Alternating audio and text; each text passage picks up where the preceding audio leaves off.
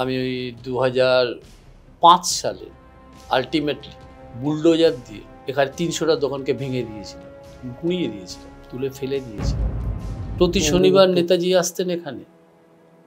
শুধু চট্টগ্রাম থেকে মাস্টারদের এই পঞ্চবটিতে বসে বাঘাযতীন পেট্রোলিয়াম দখলের প্ল্যান করেছিল পঞ্চবটিতে। সেই দিন, সেই মুহূর্তে I have been committed to myself, this animal sacrifice should be stopped.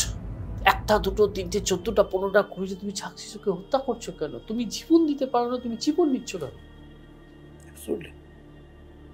আমি বন্ধ করে দিলাম। আর এই পুরোহিত সমাজের সঙ্গে আমার সংঘাত আরো তীব্র থেকে তীব্রতর হয়ে উঠেছে। আর দক্ষিণেশ্বর মন্দির প্রথম মন্দির যে ভক্তদের জন্য অ্যান্টি টেররিস্ট ইন্স্যুরেন্স ডিক্লেয়ার করেছে। তুমি মায়ের কাছে দেখতে আসছো, তোমার যদি কোনো দুর্ঘটনা ঘটে কেউ উত্তরদায়িত্ব হবে না, আমি উত্তরদায়ী। কলকাতার মধ্যে দুটো জায়গায় রেড অ্যালার্ট থ্রেট থাকে, একটা কলকাতা নেতাজি আন্তর্জাতিক সুভাষচন্দ্র বসু বিমানবন্দর, আর একটা দক্ষিণেশ্বর মন্দির। অলওয়েজ আল কায়দা, ইন্ডিয়ান মুজাহিদিস, মেল খুললেই দেখতে পাই। এখানে চেষ্টা করছি একটা আন্তর্জাতিক মানের অতিথিশালা তৈরি করতে।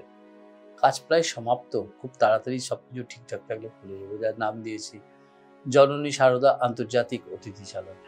আমার ইচ্ছা আছে আমি এখান থেকে বেলুড় রোপওয়ে করবো। তো এই মন্দিরের এই ট্রাস্টির বা এই যে ট্রাস্টি যে এখন মোটামুটি স্থাবর সম্পত্তির পরিমাণ কত হতে পারে?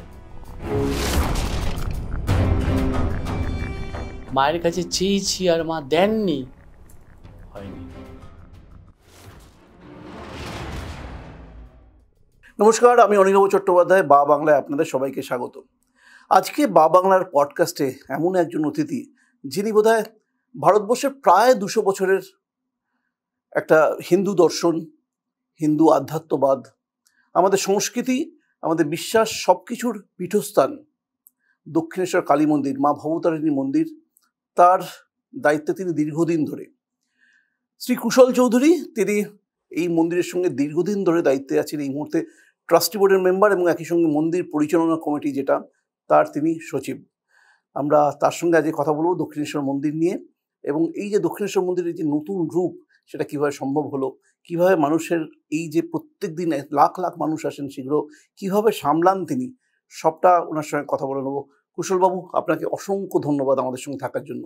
নমস্কার। যে আপনি আপনার এত ব্যস্ততার মধ্যে আমাদের একটু টাইম দিলেন আর কি, কারণ আমি জানি যে কত মানুষ, লাখ লাখ মানুষ এই মন্দিরে আসেন এবং তাদের দায়িত্ব আপনার উপরই, প্রায় তাদের নিরাপত্তা থেকে তাদের স্বাচ্ছন্দ্য সবটাই।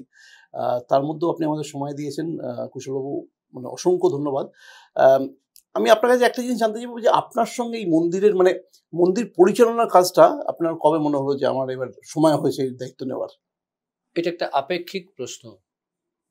এই দেবালয়ের পরিচালনার দায়িত্ব নেওয়াটা না আমার নিজের ইচ্ছায় হয়েছে, না এর জন্য আমি প্রস্তুত ছিলাম। আমি যখন ওই দেবালয়ের দায়িত্ব নিই তখন নিছকই আমি একজন স্কুল ছাত্র। আচ্ছা। ঘটনা প্রবাহে আমাকে এই দায়িত্ব নিতে হয়েছে।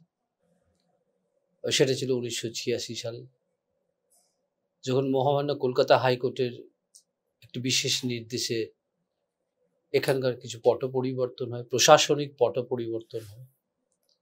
তারপর থেকে আমি দায়িত্বপ্রাপ্ত হই। আচ্ছা, তখন আপনি স্কুলে পড়েন। তার আগের পরিস্থিতি কি ছিল, কারা চালাচ্ছিল তখন? আপনাকে এই দেবালয়ের সংক্ষিপ্ত ইতিহাস না বললে সম্পূর্ণ পরিষ্কারভাবে না আপনাকে আমি বোঝাতে পারবো, না ভিউয়ার্সের কাছে সঠিকভাবে প্রতিভাত হবে। লোকমাতা রানী রাসমণি,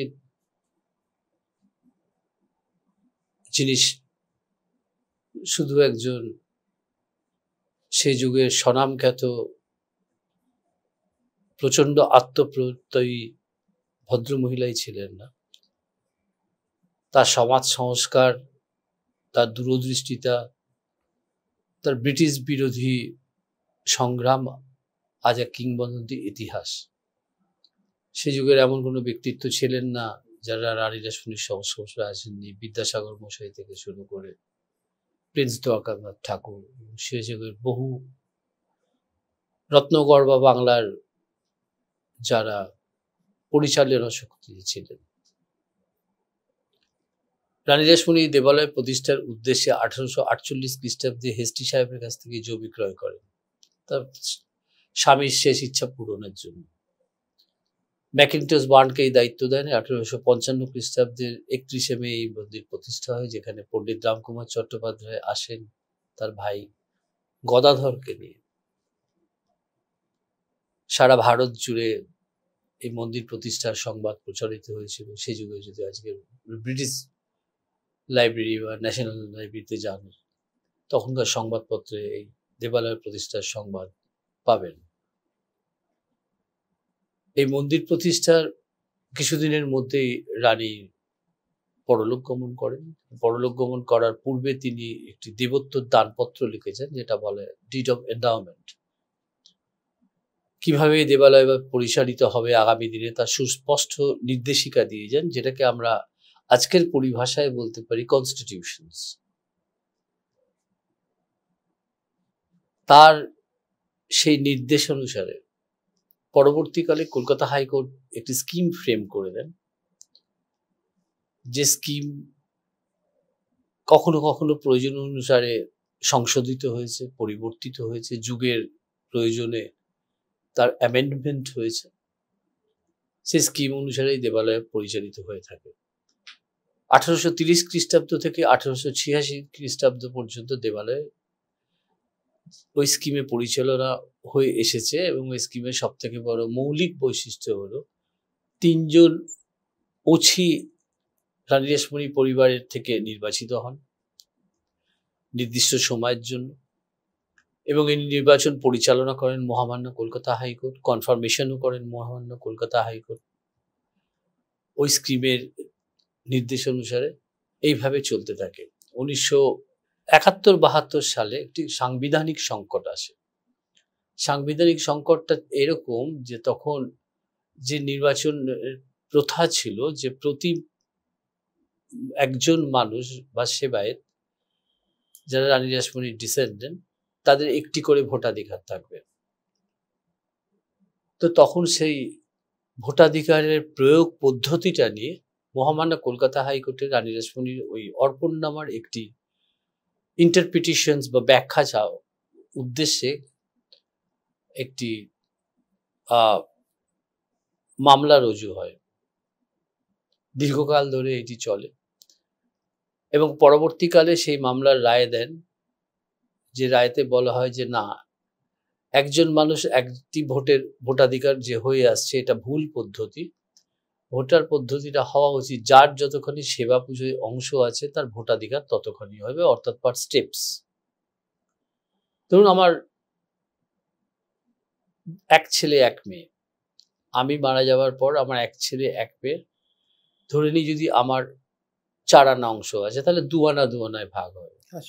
তাহলে তার সেবা পুজোয় 2 আনায় 2 আনায় রাইট, তাহলে তার ভোটাধিকারটাও 2 আনা 2 আনা হতে হবে। এই যে প্রসেসটা, এই প্রসেসটা ক্যালকাটা হাইকোর্ট কনফার্ম করার পরে ইমপ্লিমেন্টেশনটা হতে পারে। সেই সময় কলকাতা হাইকোর্ট 2 জন স্পেশাল অফিসার নিযুক্ত করে দেন, যে তোমরা ভারতের যিনি প্রাক্তন প্রধান বিচারপতি ছিলেন সব্যসাচী মুখার্জি, তিনি নির্দেশ দেন পরবর্তী 3 মাসের মধ্যে, তখনকার দিনের প্রথিতযশা একজন ব্যারিস্টার বিসি মিটারকে দায়িত্ব দেন, এই যে নতুন প্রয়োগ পদ্ধতি, নির্বাচিত হবার প্রয়োগ পদ্ধতিটা ইমপ্লিমেন্ট করা, তার ভোটার লিস্ট তৈরি করা, পার্ট স্ট্রিপ কার কতখানি ভোট হবে সেটাকে অ্যাসেপ্টেন করা। কিন্তু সেটা উনি করতে পারেননি। ফলে 1971-72 থেকে 86 সালটা ওই 2 জন স্পেশাল অফিসার দ্বারাই দেবালয় পরিচালিত হয়ে থাকে। এটাকে আমরা বলে থাকি দক্ষিণেশ্বর মন্দিরের একটা কালো ইতিহাসের দিন। তখন থেকে ডিটেরিয়েশনটা শুরু হয়েছিল।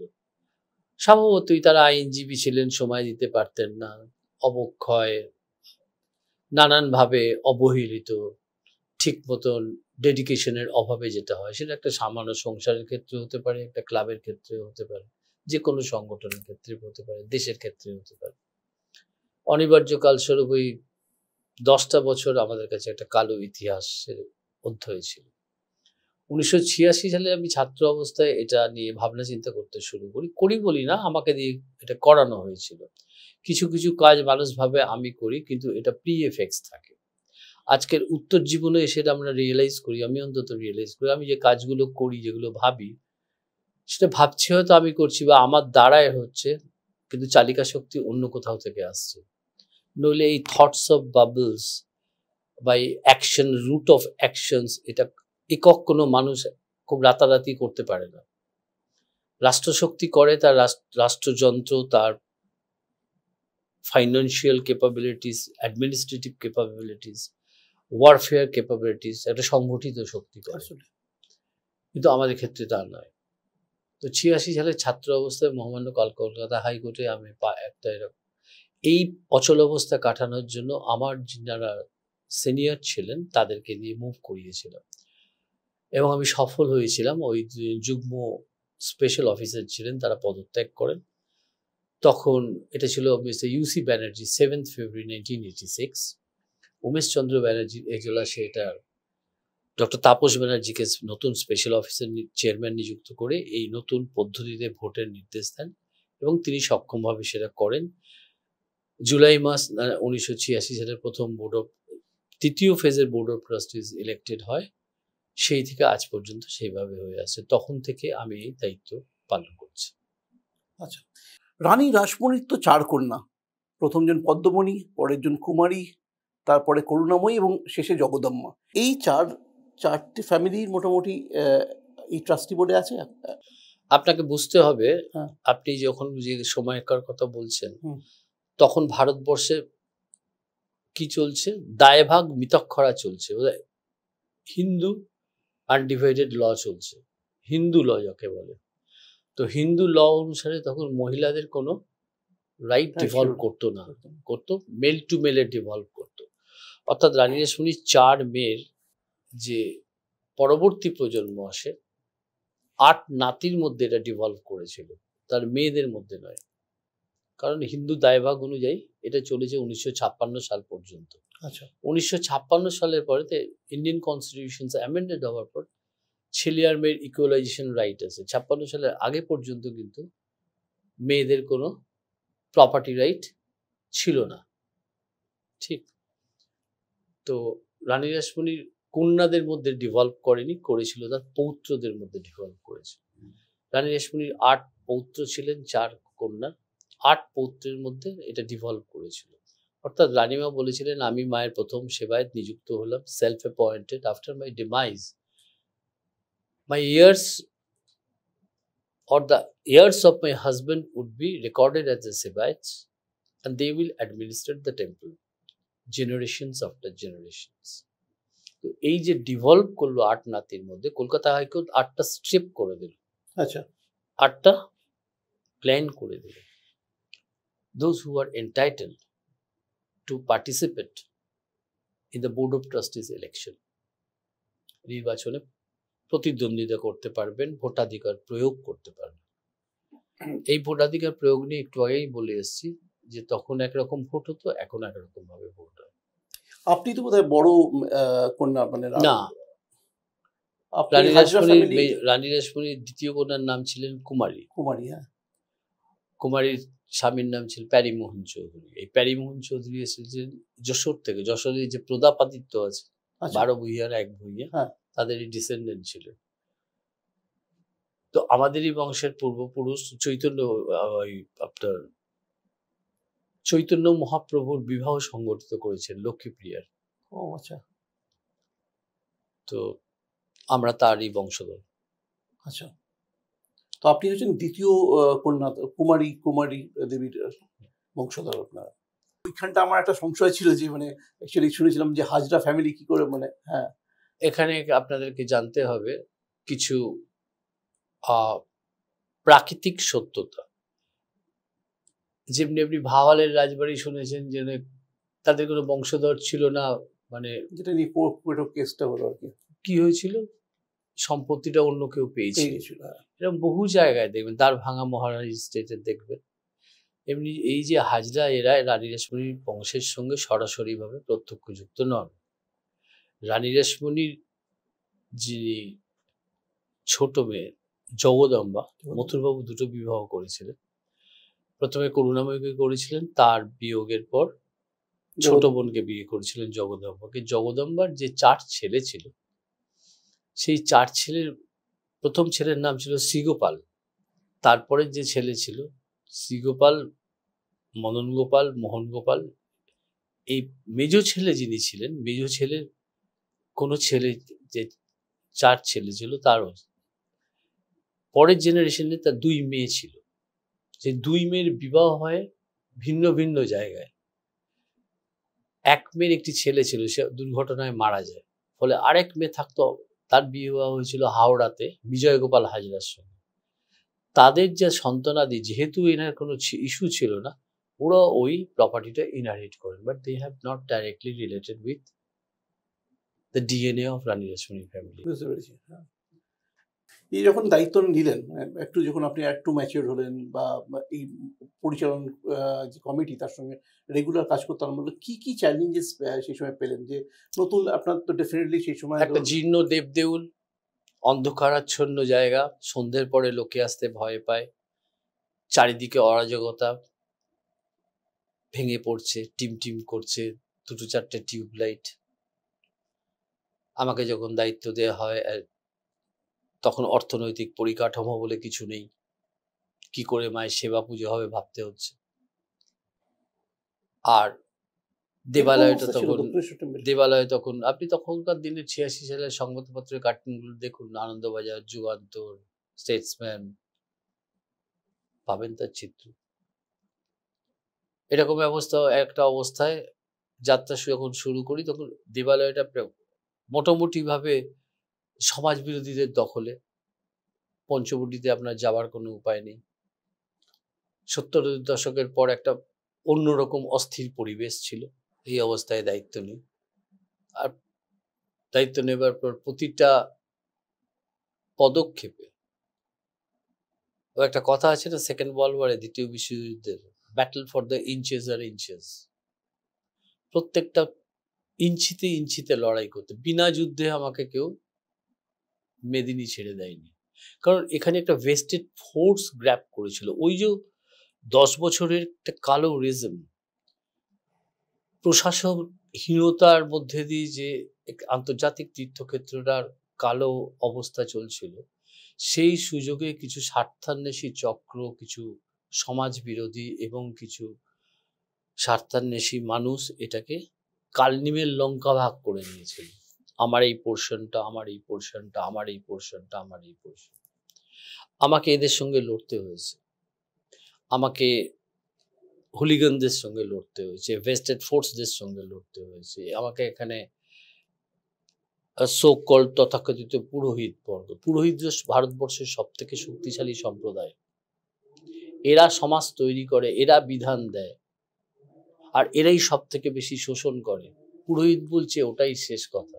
লড়তে হয়েছে আস্তে আস্তে। একদিকে দেবালয়ে প্রাত্যহিক পরিচালনা করা, আর একদিকে দেবালয়ের ভগ্নপ্রাপ্ত অবস্থাকে কি করে আস্তে আস্তে আস্তে আস্তে আপগ্রেড করা যায়, সংস্কার করা যায় ভাবা।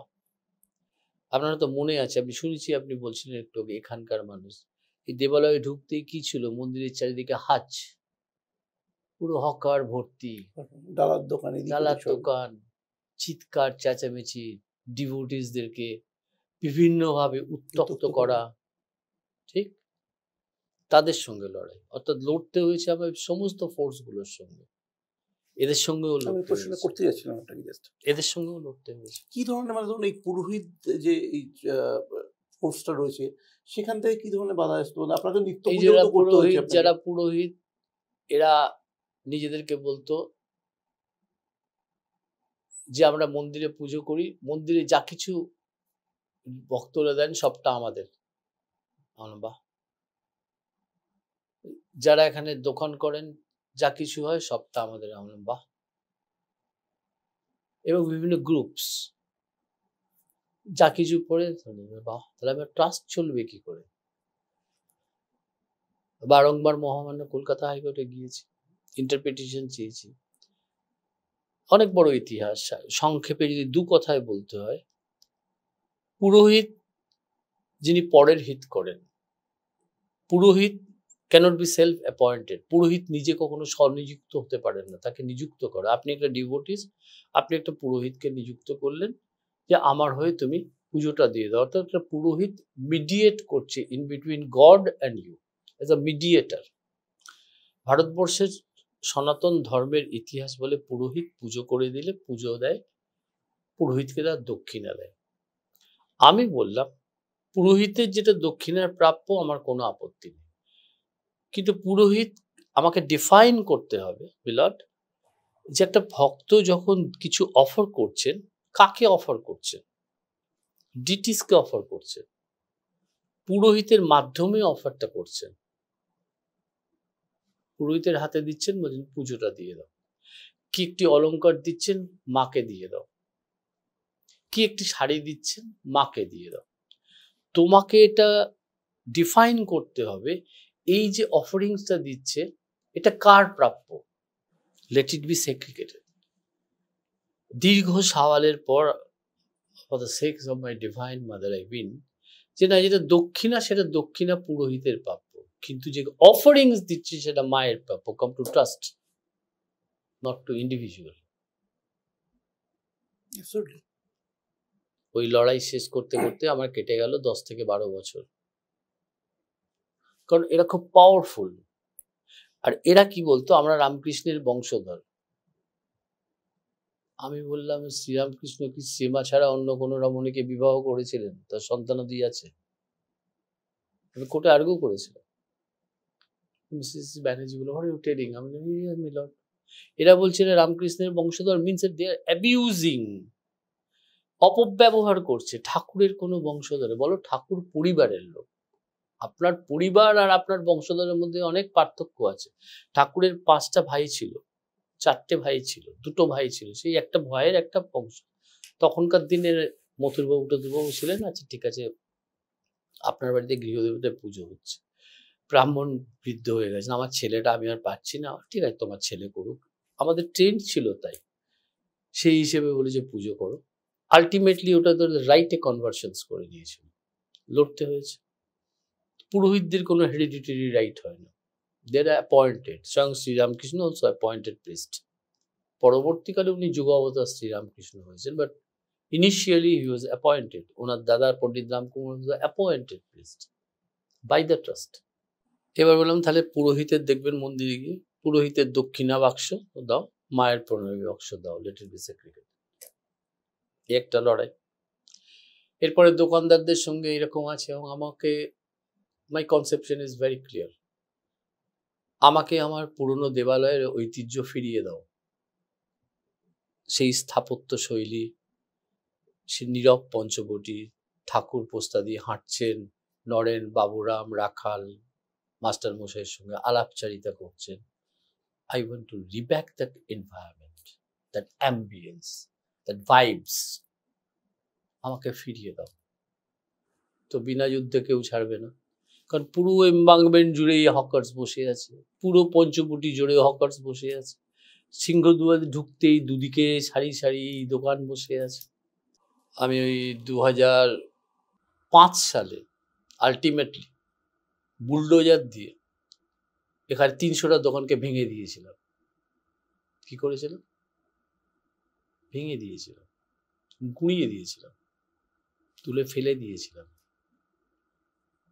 করে আজকে যে ঢুকছেন প্রশস্ত চওড়া রাস্তা, আপনাদের সময় ছিল না। ওটা কি ছিল? এরকম সরু রাস্তা, দুদিকে কি ছিল? দোকানের সারি। আমার কনসেপশন ক্লিয়ার, যে আজকে 2025-এ পিআইবি রিপোর্ট অনুযায়ী দেখছি 1,25,00,000 মানুষ আছে, তাহলে 2045-এ এখানে 3 কোটি মানুষ আসবে। ঠিক? এত মানুষের আনাগোনায় তাদের সিভিক অ্যামিনিটিস প্রোভাইড করা, তাদের যাতায়াতের পথকে সুগম রাখা, তারা যাতে 1 সেকেন্ডের জন্য তাদের আরাধ্য দেবদেবীকে পুজো দিতে পারেন, জপ ধ্যান করতে পারেন, সেই অনুকূল পরিবেশকে তৈরি করার জন্য আমার পুরনো দেবালয়কে ফিরিয়ে দিতে হবে। মন্দিরে ঢুকতে সেই স্থাপত্য শৈলী থাকবে, পঞ্চবটি নির্জন থাকবে, আপনি বসে জপ করবেন, ধ্যান করবেন, আপনাকে কেউ বিরক্ত করবে না, আপনাকে কেউ স্পর্শ করবে না, আপনার ওপর কেউ লেভি ইম্পোজ করবে না, এটা দিতে হবে ওটা দিতে হবে, নো। দক্ষিণেশ্বর মন্দির আমাদের মনে রাখতে হবে, একদিকে ভারতবর্ষে 4000 বছরের আধ্যাত্মিকতার সম্পূর্ণ মেলবন্ধন ঘটিয়েছেন। শ্রীরামকৃষ্ণ নতুন কোনো ধর্মের কথা বলেননি, সমস্ত ধর্মের সার কথাকে আত্মস্থ করে উড়ে গিয়েছেন মুক্ত বিহঙ্গ পাখির মতন, দেখিয়েছেন নতুন দিশার নতুন পথ। শ্রীরামকৃষ্ণ দর্শন আজ পৃথিবীর ছেয়ে আছে, তার জন্য না ঝরেছে এক বিন্দু রক্ত। সব ধর্মে দেখেছি ধর্ম প্রচার করতে গিয়ে 7টা ক্রুসেড দেখেছি ইউরোপে, স্পেন থেকে, মধ্য এশিয়া থেকে স্পেন, স্পেন থেকে ভারতবর্ষ হিন্দু কুশ পেরিয়ে আর একটা ধর্মকে দেখেছি কোটি কোটি মানুষের রক্তের ওপর দাঁড়িয়ে তারা ধর্ম প্রচার করেছে। ঠাকুরের দেহত্যাগের 1884 থেকে 1984, 1984 থেকে 2025, মাত্র 125 বছরে শ্রীরামকৃষ্ণ দর্শন আদৃত আজ সারা পৃথিবীর কোণে কোণে। তার জন্য কিন্তু বিন্দুমাত্র রক্ত ঝরাতে হয়নি, কাউকে কষ্ট দিতে হয়নি। তাহলে এত জনপ্রিয়তা কেন? অর্থাৎ দক্ষিণেশ্বর মন্দির প্রথম শ্রীরামকৃষ্ণ ডক্ট্রিনকে মানুষের কাছে পৌঁছে দিয়েছে, যার এসেন্স হচ্ছে লিভ অ্যান্ড লেট লিভ, বাঁচো আর বাঁচতে দাও। এ পৃথিবী তোমার বেঁচে থাকার অধিকার আছে, এ পৃথিবীর জীব জগতেরও বেঁচে থাকার অধিকার আছে, অত গাছ তাদেরও প্রাণ আছে, তাদেরও বাঁচতে দাও। জীবে প্রেম করে যেইজন সেইজন সেবিছে ঈশ্বর, এটাকে হাজার ভাবে আপনি ইন্টারপ্রেট করতে পারেন। Essence is that. এটা কিন্তু হিন্দু ধর্মের সার কথা। আপনি বেদে পাবেন, ঋগ্বেদে পাবেন, মনুসংহিতায় পাবেন। পরবর্তীকালে মানুষ নিজের প্রয়োজনে ধর্মকে নানানভাবে টুইস্ট করে ইউজ করেছে।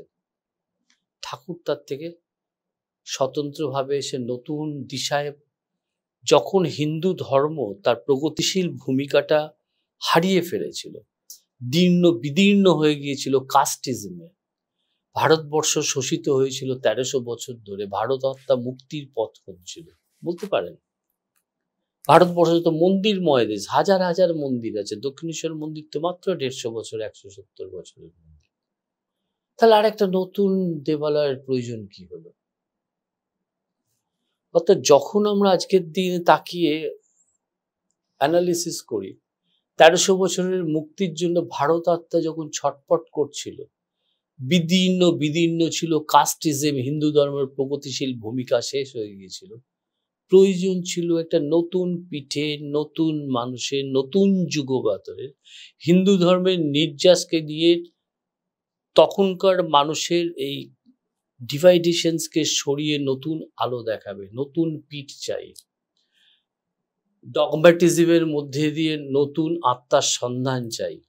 রত্নগর্ভা বাংলার 19 শতকের আর 20 শতকের রত্নগর্ভা বাংলা, বিজ্ঞান সাহিত্য স্বাধীনতা সংগ্রামের বাংলা আর আজকের বাংলা। অর্থাৎ দক্ষিণেশ্বর মন্দিরকে ঐতিহাসিককারীরা বলেন নবজাগরণের আতুর ঘর। সে যুগে এমন কোনো ব্যক্তিত্ব ছিলেন না যারা প্রত্যক্ষভাবে পরোক্ষভাবে দেবালয়ের সঙ্গে সংযুক্ত ছিলেন না। অরবিন্দ থেকে নেতাজি সুভাষ বোস, মাস্টারদা থেকে মেঘনাদ সাহা, জগদীশচন্দ্র বসু থেকে মাইকেল মধুসূদন দত্ত, এমন কোনো ব্যক্তিত্ব ছিলেন না দেবালয়ে আসেননি। প্রতি শনিবার নেতাজি আসতেন এখানে। শুধু চট্টগ্রাম থেকে মাস্টারদা এই পঞ্চবটিতে বসে বাঘাযতীন পেট্রোলিয়াম দখলের প্ল্যান করেছিল। এই পঞ্চবটিতে বসে আপনি অরবিন্দের কারা কাহিনীতে পাবেন এর উল্লেখ আছে। অর্থাৎ দক্ষিণেশ্বর মন্দির ধর্মীয় দৃষ্টিকোণ থেকে যেমনি নতুন দিশা দেখিয়েছে, ভারতের স্বাধীনতা আন্দোলন, ভারতের জাতীয়তাবাদী মুভমেন্টকে ছড়িয়ে দিয়েছে। মন্দিরের গায়ের দেওয়ালে সব আমাদের ছবি আছে দেখছিলাম, এমন কোনো ব্যক্তিত্ব ছিল না। অর্থাৎ দক্ষিণেশ্বর মন্দির নিছক কিন্তু একটা ঘণ্টার ধ্বনি পুজোর মধ্যে আবদ্ধ একটা মন্দির নয়। এটা আমাদের সংস্কৃতি, আমাদের স্বাভিমান, আমাদের অস্তিত্ব। মাঝে মাঝে আমি নিজেকে প্রশ্ন করি, আগামী 20 বছর পরে বাঙালি জাতিটার অস্তিত্ব থাকবে তো? যে ধরনের সংস্কৃতি আমাদের বাঙালি সংস্কৃতির মধ্যে ইনজেক্টেড হচ্ছে, তাতে কিন্তু আমাদের সক্রিয়তা, আমাদের স্বতন্ত্রতা আজ প্রশ্নের মুখে এসে দাঁড়িয়েছে। সেখানে দাঁড়িয়ে আগামী প্রজন্মের জন্য এমন কিছু জায়গাকে রাখিয়ে নেওয়া প্রয়োজন, যাতে আগামী প্রজন্মের মানুষ তাদের নিজেদের সংস্কৃতি, নিজেদের ঐতিহ্য জানবে এবং তারা আত্মশক্তিতে নিজেদেরকে গড়ে নিতে পারবে। এই হচ্ছে দক্ষিণেশ্বর মন্দির। সেই দিকে তাকিয়ে আমাকে সমস্ত পদক্ষেপগুলো নিতে হয়েছে। এবং কিছু কিছু জায়গাতে একটু হার্ডস খুব, মানে ধরুন আপনি যখন ভাঙছেন ধরুন 300টা দোকান, তখন তো আপনাকে একটা কোথাও একটা অনেক যুদ্ধ শক্তি হয়েছে, সঞ্চয় করতে অনেক হয়েছে, অনেক একটা যুদ্ধ, অনেক সবকিছু কিছু হয়েছে, ফেস করতে কিন্তু হয়েছে। হয়েছে। কিন্তু আমি জানতাম আমার লক্ষ্য স্থির। আমার সামনে মায়ের শ্রীচরণ আছে, আমার ডান দিকে শ্রীরামকৃষ্ণের আশীর্বাদ আছে, আমার বাঁ দিকে শ্রী শ্রী মায়ের দৃষ্টি আছে, আমার হৃদয়ে রানী রাসমণি আছেন। আমি আমার তো নিজের জন্য কিছু করছি না, আমি দেশের জন্য করছি, পরবর্তী প্রজন্মের জন্য করছি। আজকে আপনি আছেন, আমি 60, 70, 80 বছর একটা পুষ্করিণীতে ঢিল ফেলবেন, একটা ভাইব্রেশনস হবে। ইটারনাল স্পেস সিস্টেমে 70 বছর 80 বছর তো কিছুই না। একটা রকেট ছাড়লে আলোকবর্ষে পৌঁছতে লাগে 18,000 সেকেন্ডের 100 বছর, 200 বছর, 300 বছর। একটা সূর্য, 9টা পৃথিবী নিয়ে একটা সৌরজগৎ। এরকম কত না সৌরজগৎ পড়ে আছে, সেখানে আমাদের মানব জীবন তো 70 আছে, নাথিং স্টার। তাও নয় অ্যাকচুয়ালি, তা না। তো সেখানে দাঁড়িয়ে আমি আমিত্বকে ভাববো, নিশ্চয়ই ভাববো। আমিত্বর ভাইয়েরও আমার কিছু উত্তরদায়িত্ব থেকে যাবে সমাজের জন্য, দেশের জন্য, পরবর্তী প্রজন্মের জন্য। কি সেই সময় আপনাকে ফেস করতে হলো, সেই সময়টা যখন ভাঙলেন? ধরুন এই পরবর্তীকালে থেকে রিহ্যাব পলিটিক্যাল করালেন, pressures, administrative pressures, political pressures. আজকের দিনে আপনি একটা হকারকে তুলতে যান না, আপনার ক্ষমতা আছে। আমি এখানে 150টা হকারকে ভেঙেছি ভেতরে, স্কাই ওয়াক করেছি যখন বাইরে, আমার ভেতরে ছিল, বাইরেও কি হঠাৎ দেখলাম কি ফুটপাথ, কালভার্ট পাতলো, দোকান করে দিল, রাস্তা। এবার মানুষ বাধ্য হলো রাস্তায় নামতে। আর কলকাতার গেটওয়ে, এইটাকে বলে কলকাতার গেটওয়ে, ওদিক থেকে যত লক্ষ লক্ষ এই ভেহিকলস আসে, কলকাতার গেটওয়ে ডানলপ হয়ে ঢুকে বেরিয়ে চলে যায় পিডব্লিউডি রোড। মন্দিরে গাড়ি আসছে এত, লক্ষ লক্ষ লোক আসছে এত, আর ফুটপাথ বলে কিছু নেই। আর এখানে দোকান দোকান, তারপরে দেখলেন টুল নিয়ে বসে আছে, মানুষগুলোকে রাস্তায় নামিয়ে দিল। That's it. মাননীয় মুখ্যমন্ত্রী নির্বাচিত হয়ে আসলেন মমতা বন্দ্যোপাধ্যায়। আমি ওনাকে বললাম যে এইরকম তো অবস্থা, তো আপনাকে কিছু তো করে দিতে হবে। না কি করবে? আমি আন্ডারপাস করে যাবো, ধন্যবাদ। আন্ডারপাস মানে অ্যান্টি সোশ্যালদের আড্ডা হবে আর ওয়াটার লগিং হবে। তাহলে কি হবে? আমি ওকে 2-3 দিন পরে বলি। হ্যাঁ বলো। 2-3 দিন পরে ওনার সঙ্গে কথা বললাম। আমাকে আকাশপথ করে দিন। সেটা কি? বললাম আকাশপথ এটা একটা কনসেপ্ট আমি দেখে এসেছিলাম বিদেশে, যে তলা দিয়ে ভেহিকলস, আমরা কি জানি তলা দিয়ে ভেহিকলস যাচ্ছে, ওপর দিয়ে পেডিস্টেরিয়ানস যাচ্ছে। আমাকে আকাশপথ করে দিন। পারবে করতে? আমি হ্যাঁ পারবো। কাকে দিয়ে করাবে? আমি কেএমডির অনেক দক্ষ ইঞ্জিনিয়ার্স আছে। আর আমি আমিত্ববাদ দিয়ে মাত্র 2.5 বছরের মধ্যে পূর্ব ভারতের মধ্যে প্রথম স্কাইওয়াক তৈরি করেছি। লোকের আসতে অসুবিধা, আপনি শ্যামবাজার থেকে আসছেন, টালিগঞ্জ থেকে আসছেন, উত্তর কলকাতা থেকে আসছেন, দক্ষিণ কলকাতা থেকে আসছেন, বিস্তীর্ণ জ্যাম জট, খানাখন্দে ভরা রাস্তা, 2.5 ঘন্টার আগে পৌঁছতে পারেন। অনেকক্ষণই বলছিলেন না আপনি আসতে কতক্ষণ আটকে গেছে। সেটা ছিল মমতা বন্দ্যোপাধ্যায় রেলমন্ত্রী। তো প্ল্যানিং হচ্ছে মেট্রো রেলের, নোয়াপাড়া দিয়ে চলে যাচ্ছে। আমি তখন গিয়েছিলাম একটা বিশেষ কাজে দিল্লিতে, পার্লামেন্টের সেশন চলছিল। আমি বলছি একটা নোয়াপাড়া দিয়ে চলে যাচ্ছে, একটা স্টেশন ভরানগর দক্ষিণেশ্বর, কানেক্ট করে দিন। কি করে হয়? আপনি প্রপোজালটা করে দিন, 1 টাকা বরাদ্দ করুন, দীর্ঘ 9 বছর লেগেছিল এই মেট্রো রেল তৈরি করতে। পরবর্তীকালে আজকের যিনি শপথ নিলেন নীতিশ কুমার, তাকে দিয়ে মেট্রো রেল কানেক্ট করিয়ে দিয়েছিলাম দক্ষিণের সাথে। ফলে আজ কলকাতায় এবং সুবর্বন জায়গার লক্ষ লক্ষ, আপনি ভক্ত বলুন, পিলগ্রিমেজ বলুন, সাধারণ মানুষ বলুন, যাতায়াত অনেক হ্যাঁ, মানে দুর্বিষহ ছিল আমার তো মনে ব্যক্তিগত অভিজ্ঞতা অ্যাকচুয়ালি। সুগম। মানে আমরা তখন তো এই ধরনের প্রোগ্রেসিভ ভাবনা চিন্তাগুলো যদি আমাদের মধ্যে কেউ এনে না দেয়, আর সেটাকে বাস্তবায়ন করার জন্য সমস্ত উপকরণগুলো সামনে যদি আমরা এনে না দেয়, কোনো একক মানুষ কিন্তু করতে পারে না। ওখানেই স্পিরিচুয়ালিটি, ওখানেই মা। আর সবশেষে বলি, মায়ের কাছে চেয়েছি আর মা দেননি এরকম কোনো মেটেরিয়াল জিনিস নেই। দুদিন আগে আর পরে এমন কোনো জিনিস নেই মায়ের কাছে আমি চেয়েছি আর মা আমাকে দেয়। আমাকে অনেক জিজ্ঞেস করেন, তুমি তো মায়ের কাছে এত বছর হয়েছে, কিছু দেখেছো? আমি অনেক কিছু দেখেছি। আমি নিজের অন্তরাত্মা দেখতে পাই। মায়ের কাছে চেয়েছি আর মা দেননি, হয়নি। কিন্তু সেই চাওয়াটা তো তীব্র হতে হবে, আর সেই চাওয়াটা তোমার সঠিক পথের দিশারি হতে তুমি রিচ করে যাবে। আজকের যে দক্ষিণেশ্বর মন্দির, ফ্লারিশ দক্ষিণেশ্বর মন্দির দেখছেন, আপনাকে আমি চেষ্টা করলাম এই জার্নিটা ছুঁয়ে যাবার। শেষে আমি বলি আপনাকে, আপনি মধ্যযুগীয় সতীদাহ প্রথা দেখেছেন? শুনেছেন? এইখানে প্রত্যেক অমাবস্যায় বলি হতো, আর প্রত্যেক কালী পুজোয় মোষ বলি হতো। আর এই কিছু লোক উন্মত্তের মতো মদ্যপান করতো, মাথায় রাম টিকা আর ঢাক ঢোল বাজছে, মানে আমি আপনাকে বোঝাতে পারবো না। ওই রকম জায়গায় আমি দাঁড়িয়ে আছি, এরকম ঢাক ঢোল বাজে, বলি হবে, রাত্রি তখন 12টা বাজে। একটা বাচ্চা, আমি দাঁড়িয়ে আছি, হঠাৎ আমি একটা পাঞ্জাবি পরেছিলাম, টান লেগেছে। আমি ঘুরে দেখছি আমার পাঞ্জাবির কোনটা, ছোট্ট বাচ্চা মোষটা না চিবোচ্ছে। আমি যখন ঘুরেছি না, ওর আইস টু আইস হয়ে আছে, ও না এরকম চিবোচ্ছে। আমি যেই তাকিয়েছি, আমার আইস টু, আমি দেখতে পাচ্ছি ও শি ইজ ক্রাইং। ও বুঝতে পারছে আমাকে ওর কিল করতে নিয়ে যাবে। আর সেই দিন, সেই মুহূর্তে I have been committed to myself, this animal sacrifice should be stopped at any means, any cost.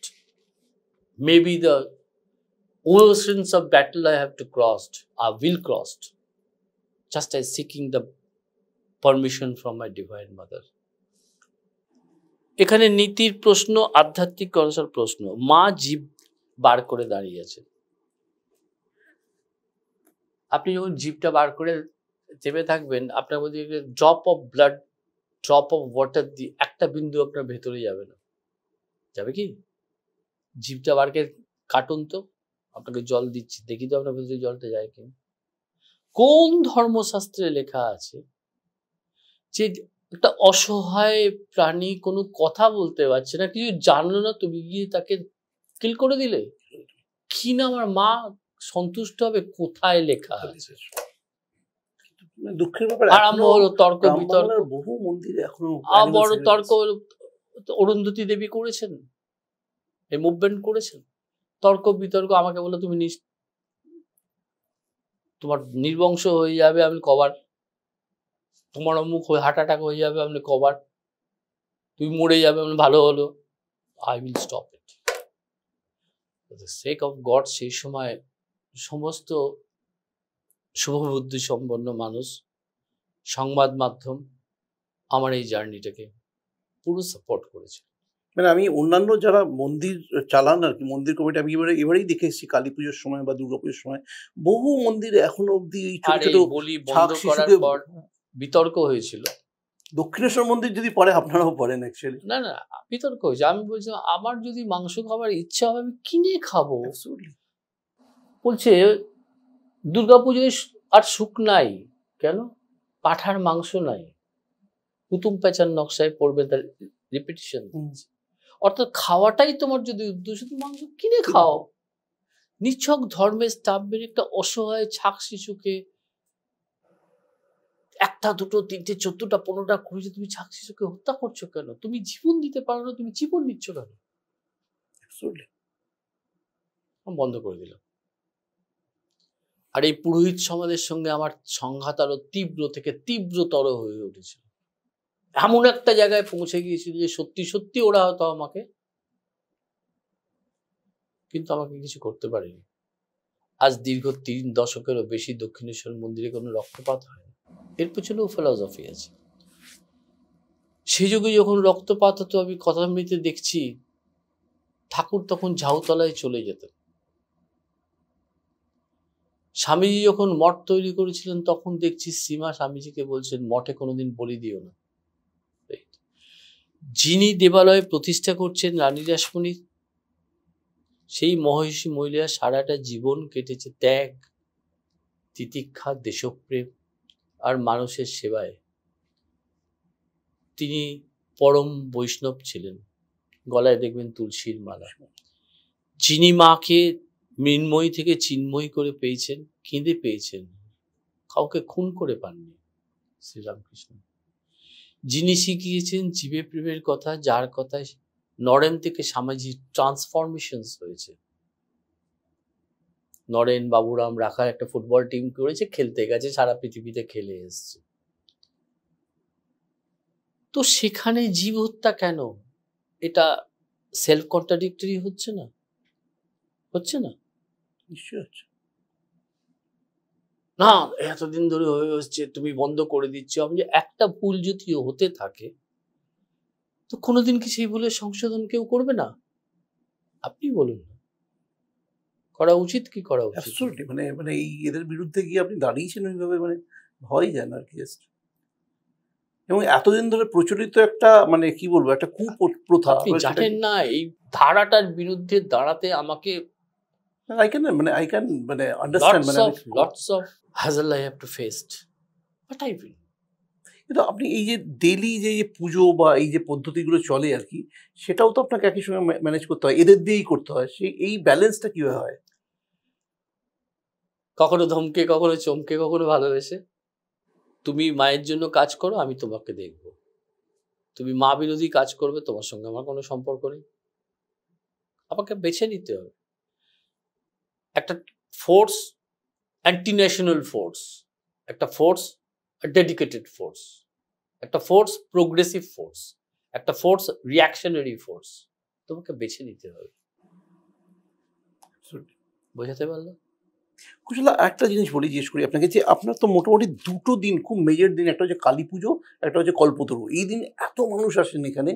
এই দুটো দিনের জন্য প্রিপারেশন বলুন বা অ্যাডমিনিস্ট্রেশনের সঙ্গে যোগাযোগ বলুন, বা কীভাবে পুরোটা ম্যানেজ করেন অ্যাকচুয়ালি? আমি একজন পতিতদশা রাজনীতিবিদ, যার প্রচুর প্রচুর প্রচুর প্রতিপত্তি আর নাম। তাকে একদিন প্রশ্ন করেছিলাম, আপনারা যখন ব্রিগেডের সভা ডাকেন, আপনারা অ্যাডমিনিস্ট্রেশন ইউজ করেন, সমস্ত বাস তুলে নেন, লরি তুলে নেন, লোক নিয়ে আসেন ব্রিগেডের, আমাদের ব্রিগেড সর্ববৃহৎ ব্রিগেড। আমি কিন্তু নিঃশব্দ ব্রিগেড করি, কোনো প্রোপাগান্ডা করি না, কোনো বাস ট্রাম আসি না। একটা দিনে তথ্য সম্প্রচার মন্ত্রকের সূত্র অনুসারে একটা দিনে 22 থেকে 23 লক্ষ মানুষ এর সমাগম হয় দক্ষিণেশ্বর মন্দিরে। সেটা হচ্ছে 1 জানুয়ারি, কল্পতরুর দিন। দেখেছেন কখনো আমি কোনো প্রোপাগান্ডা করতে, কোনো অ্যাডমিনিস্ট্রেটিভ মেশিনারিজ ইউজ করতে? স্বতঃস্ফূর্তভাবে লক্ষ লক্ষ মানুষ আসেন, শুধু ব্ল্যাক হেড আগের দিন রাত থেকে আসেন। এখানে দক্ষিণেশ্বর মন্দির থেকে লাইন বেরিয়ে চলে যায় স্মৃতির মোড়, এদিক থেকে ব্রিজ ক্রস করে উত্তরপাড়া ছাড়িয়ে চলে যায় কোন্নগর, এদিক থেকে পেরিয়ে আপনাদের বাচস্পতি পাড়ার সাইড থেকে বেরিয়ে ওদিক থেকে সোদপুর, একদম সোদপুর ক্রসড। এই একটা লোক একটা দোকানে 5 মিনিট দাঁড়ায়, আমারটা দিচ্ছেন না কেন? এই লোকটা মায়ের কাছে যদি আগের দিন রাত্রিবেলা দাঁড়ান, পরের দিন হয়তো গিয়ে ওর বেলা 11টার সময় মায়ের কাছে এক ঝলকের জন্য মায়ের কাছে দেখতে যান, পিসফুলি দাঁড়িয়ে থাকে। তাহলে আমাকে সেই অ্যাম্বিয়েন্সটা তৈরি করতে হয়েছে, আমাকে ভক্তদের মধ্যে সেই কনফিডেন্সটা এনে দিতে হয়েছে যে আপনাকে আমি 1 মিনিটের জন্য মায়ের কাছে নিয়ে যাব। আর ইনসিডেন্টলেস ডে, একটা স্ন্যাচিং হবে না, একটা দুর্ঘটনা ঘটতে পারবে না, একটা ভক্তের কোনো ক্ষতি হবে না। কত পুলিশ দেয়? 200 পুলিশ। আমার নিজস্ব সিকিউরিটি হয়তো আরো 40 জন। আমার কিছু ইএফআর আছে, কিছু স্ট্যাগো ফোর্স আছে। তো টেররিস্টদের সঙ্গে লড়াই করতে গেলে কিছু আছে। এই নিয়ে কি আমি 22 লক্ষ লক্ষ্যে রাখবো বলুন তো? যদি মায়ের আশিস না থাকে, এটা কি সম্ভবটা মানুষের পক্ষে সম্ভব? না কোনো 2-4টে আইএস এর পক্ষে সম্ভব? অনেক বড় বড় আইএস এসছে, আমাকে দেখে বলছে কৃষক ও ধন্যবাদ নমস্কার। কি করবো? এটা বোধহয় একটা কোথাও মহাজাগতিক একটা আশীর্বাদ। ঠাকুর বলতেন কালে কালে দক্ষিণেশ্বরে একদিন মহাতীর্থ হবে। এই যে এত মানুষ আসছে, 2 2 4 অঙ্ক যদি না মেলাতে পারি তাহলে 4 দুগুণে 8 আমি করবো না। আমি যদি মায়ের কাছ থেকে কিছু না পাই তাহলে দিনকে দিন এত লোক আসছে কেন? কিছু তো পাচ্ছে, পাচ্ছে না? তাহলে আসছে কেন? আর দক্ষিণেশ্বর মন্দির প্রথম মন্দির যে ভক্তদের জন্য অ্যান্টি টেররিস্ট ইন্স্যুরেন্স ডিক্লেয়ার করেছে। আমার পরে পাঞ্জাবের স্বর্ণ মন্দির করেছে, কাশীর বিশ্বনাথ টেম্পল করেছে, অন্যান্য মন্দির করেছে। এই অ্যান্টি টেররিস্ট কি? ভক্তদের কাছে আমি বার্তা পাঠিয়েছি, তুমি মায়ের কাছে দেখতে আসছো, তোমার যদি কোনো দুর্ঘটনা ঘটে কেউ উত্তরদায়িত্ব হবে না, আমি উত্তরদায়ী হব। কারণ একটা ডিভোটিস মায়ের কাছে দেখতে আসছে, তখন তার ব্রেন ব্লাইন্ড, তখন তার কনসেন্ট্রেশন কোথায়? আমি মাকে দেখতে যাব, সে দাঁড়িয়ে আছে। তখন যদি কোনো বোম ব্লাস্ট হয়, কোনো টেরোরিস্ট অ্যাক্টিভিটিস হয়, তা আমি প্রশাসক হিসেবে কি করতে হবে? একদিকে রেস্টোরেশন আর একদিকে মেডিকেলি লড়াই করা। I need fund. ভগবান সরকারের কাছে চাইবো কবে রাম রাজা হবে, কবে সীতা বনে যাবে। তার মানে relatively ensure anti terrorist policies. কেউ রাজি হচ্ছে না, তাহলে তোমার বিজ্ঞাপন দাও ওখানে। একটা অর্গানাইজেশন রাজি হলো, তার সঙ্গে আমি টাইতে গেলাম। আজ পুরো দক্ষিণেশ্বর টেম্পল এরিনার মধ্যে আপনার যদি কিছু হয়, আমি দায়ী। কোনো আর্থকোয়েক হোক, কিছুতে আপনার যদি কোনো দুর্ঘটনা থাকে, আমি দায়ী। আমার সাধ্য মতো আপনাকে আমি মেডিকেলি ট্রিট করার চেষ্টা করবো। আমার যদি কোনো আর্কিটেকচার ডিস্ট্রয়েড হয়ে যায়, তাকে রেস্টোরেশন করার চেষ্টা করবো। কবে সরকারি অনুদান আসবে, সরকার কবে কি দেবে, ততদিনে তো বসে থাকাটা বুদ্ধিমানের কাজ নয়, নয় কি? আর আমার এই প্রথম এই অ্যান্টি টেররিস্ট ইন্স্যুরেন্স পলিসিস সারা পৃথিবীতে আদৃত, যেমন কি পাকিস্তানের ডন পত্রিকাও অ্যাপ্রিশিয়েট করেছিল, কভার করেছিল। আচ্ছা, তো এই যে এই থ্রেটটা থাকে, মানে এই যে কলকাতার মধ্যে দুটো জায়গায় রেড অ্যালার্ট থ্রেট থাকে, একটা কলকাতা নেতাজি আন্তর্জাতিক সুভাষচন্দ্র বসু বিমানবন্দর, আর একটা দক্ষিণেশ্বর মন্দির। অলওয়েজ আল কায়দা, ইন্ডিয়ান মুজাহিদিন, মেল খুললেই দেখতে পাই। কি করবো? এই দুটো জায়গা হিট, তো দুটো জায়গা আপনি হিট করুন, ইন্টারন্যাশনাল স্পার্ক হয়ে। এই মেলগুলো পান আপনার রেগুলার? আমি ইমেল পাই। তো সেগুলো স্ক্রুটিনি হয় সবসময়, স্ক্রুটিনি থাকে। ইন্টেলিজেন্স উইং আছে, চেষ্টা করি। আরে পার্লামেন্টে ঢুকে যাচ্ছে, দিল্লিতে করছে, আমি কি করব? কিন্তু আমি জানি এখানে মা আছে, কিছু করতে পারবে না। এই যে আপনি বলছিলেন যে মানে এই যে মায়ের যে শক্তিটা অনুভব করা, আপনি বলছিলেন যে আমি অন্তরাত্মাকে দেখতে পাই, আপনিও পাবেন।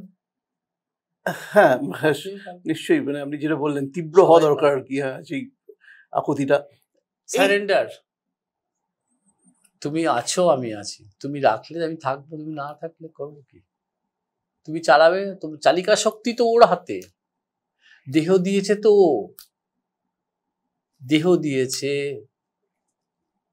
ইন্টেলেক্ট দিয়েছে, বুদ্ধিবৃত্তি দিয়েছে, হৃদয় বৃত্তি দিয়েছে, পঞ্চমকার দিয়েছে, স্বাদ গন্ধ অনুভব করার এসেন্স গুলো দিয়েছে, সবটুকু দিয়েছে।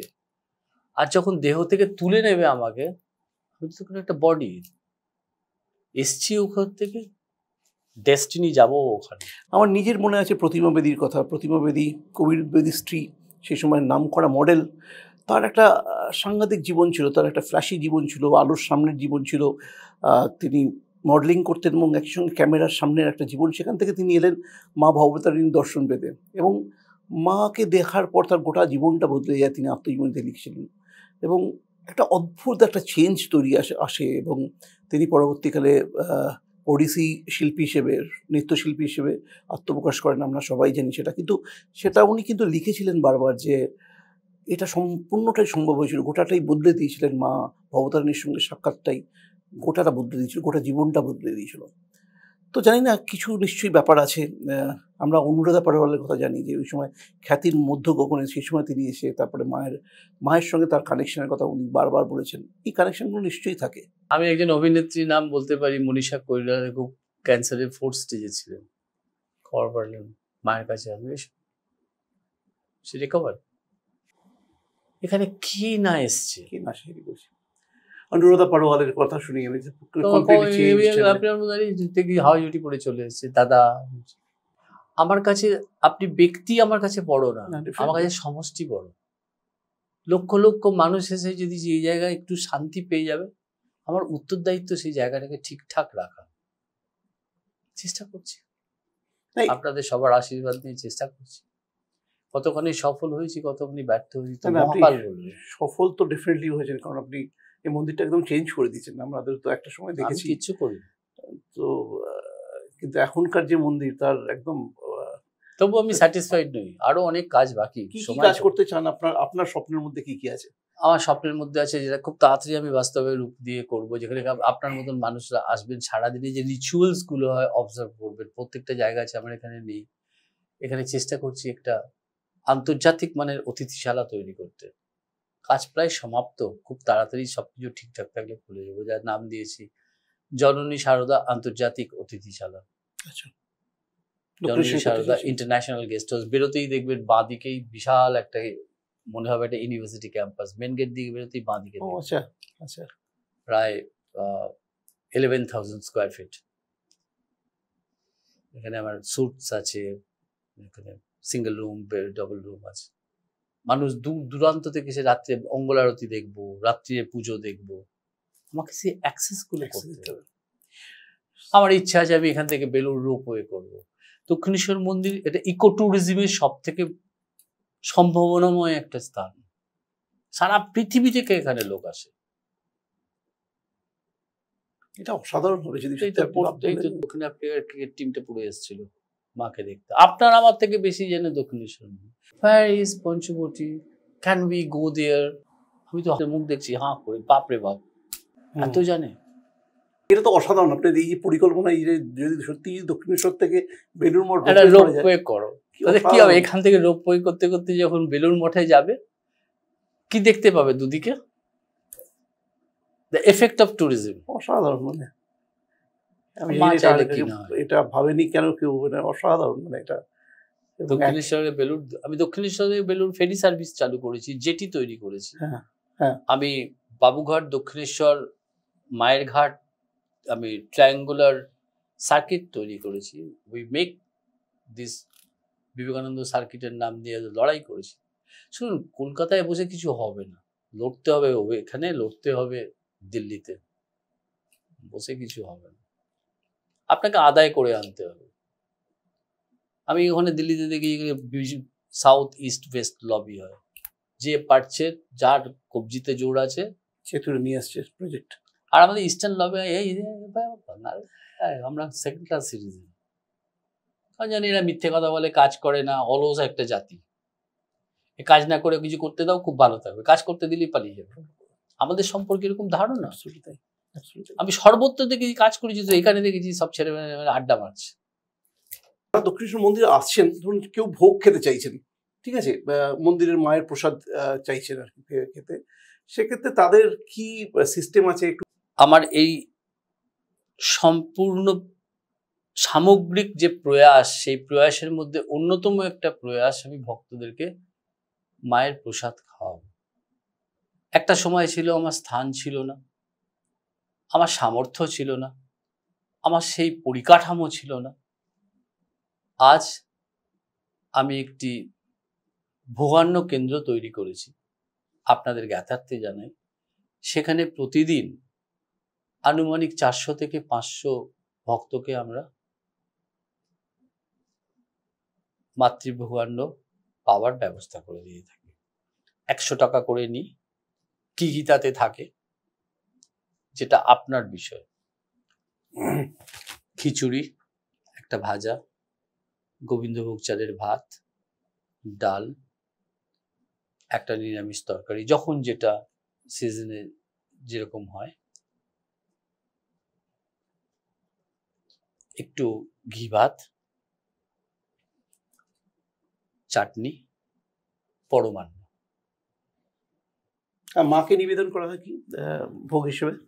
এইগুলোই মাকে নিবেদন করা হয়। ইন অ্যাডিশন টু দ্যাট, মাকে শুধু 5 রকম মাছ, 5 রকম ভাজা, ভাত, ঘি ভাত, আর এগুলো যেগুলো বললাম এইগুলো।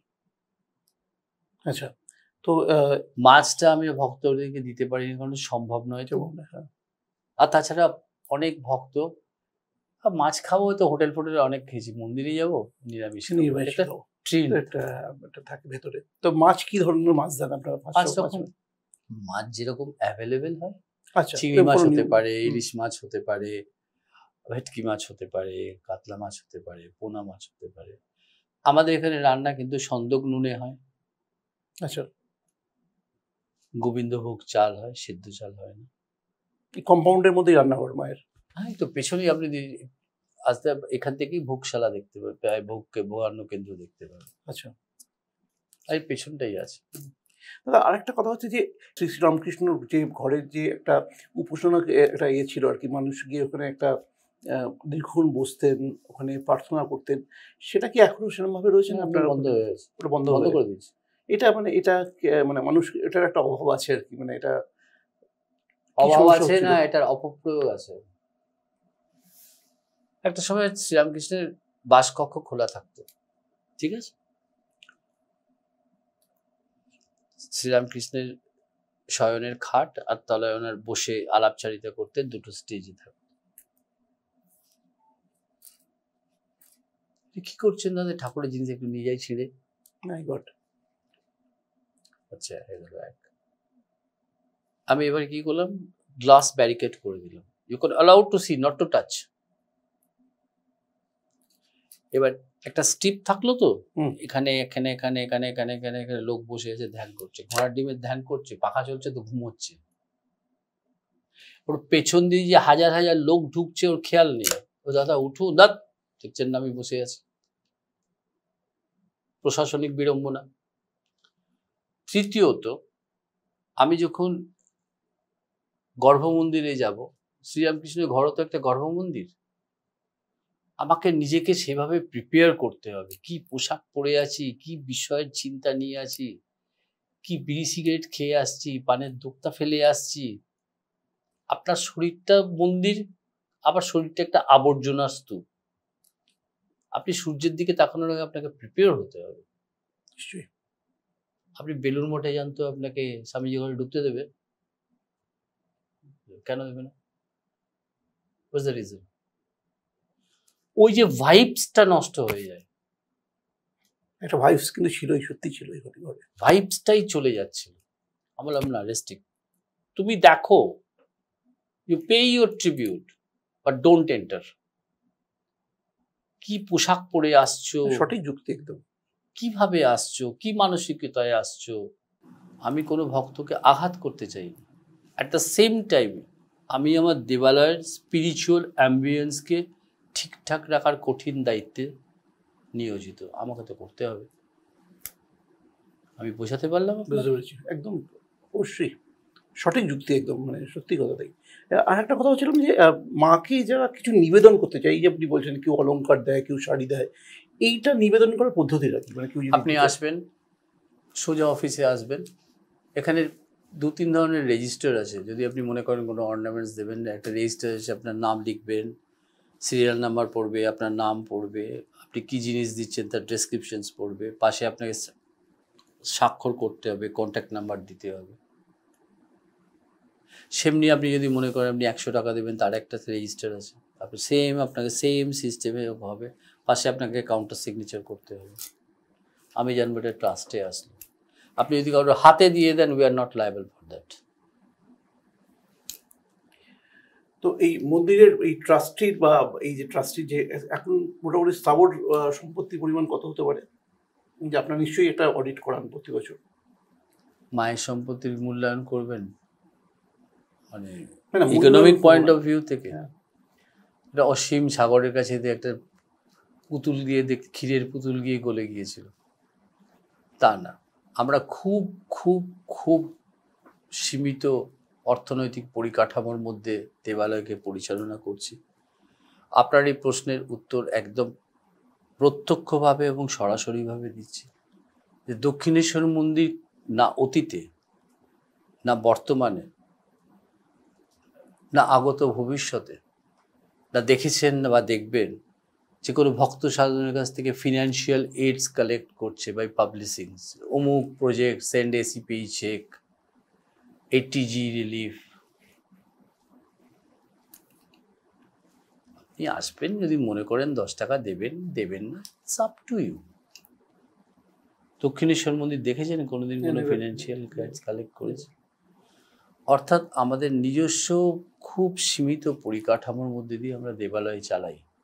একসময় আমাদের প্রচুর ওয়েলথ ছিল। দক্ষিণেশ্বর মন্দির করার সময় রানী, আজকের যে দিনাজপুর এপারে, দিনাজপুর ওপারে, পশ্চিম দিনাজপুর আমাদের এদিকে, পূর্ব দিনাজপুরের 3টে মহল, 71,000 বিঘা ল্যান্ডস ছিল।